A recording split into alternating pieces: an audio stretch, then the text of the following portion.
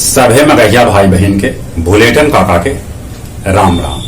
आथिन मगहिया खबर में सुनते देश दुनिया के खबर।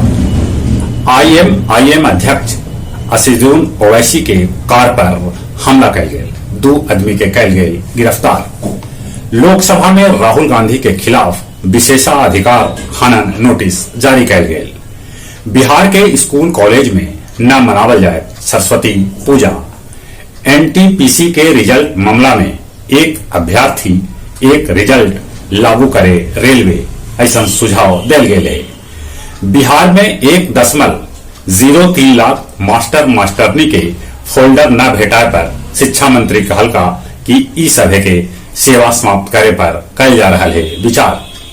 देश देशांतर मगहिया दलान के 51वां ऑनलाइन कार्यक्रम में वसंत के स्वागत में शरद गीत के आयोजन कल गए, जगर अध्यक्षता मिथिलेश जी और संचालन कृष्ण कुमार भट्टा कल का। पटना बहादुरपुर क्षेत्र के शिव शक्ति नगर के 5 मंजिला मकान के छत से नंदलाल गुप्ता के बेटी सालू और सलोनी के नीचे फेंक देवल गए। महाराष्ट्र पीएमसी बैंक घोटाला के मुख्य आरोपी दलजीत सिंह के रक्सौल बॉर्डर से गिरफ्तार कल गए। मैथिली साहित्यकार लीली रे न रहलन, इनकरा मारीच का उपन्यास लेल भेटायल हल साहित्य अकादमी पुरस्कार। 18 बच्चर में पहल बेर घटल फेसबुक यूजर। अमेरिकी सेना कोरोना टीका न लेवे वाला कर्मी के करत सेवा मुक्त। पाकिस्तान में सुरक्षा चौकी पर आतंकी हमला, 15 गो आतंकी के जहां मौत हो वहीं 4 गो सैनिक के भी मौत हो गए।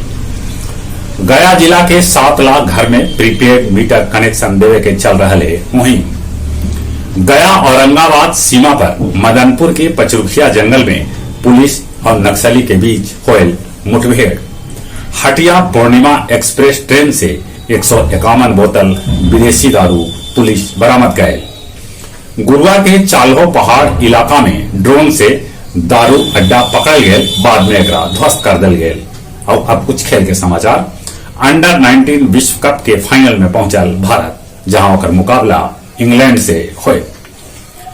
एएफसी महिला एशियाई कप के फाइनल में पहुंचल कोरिया, ओकर मुकाबला अब जापान से हुए।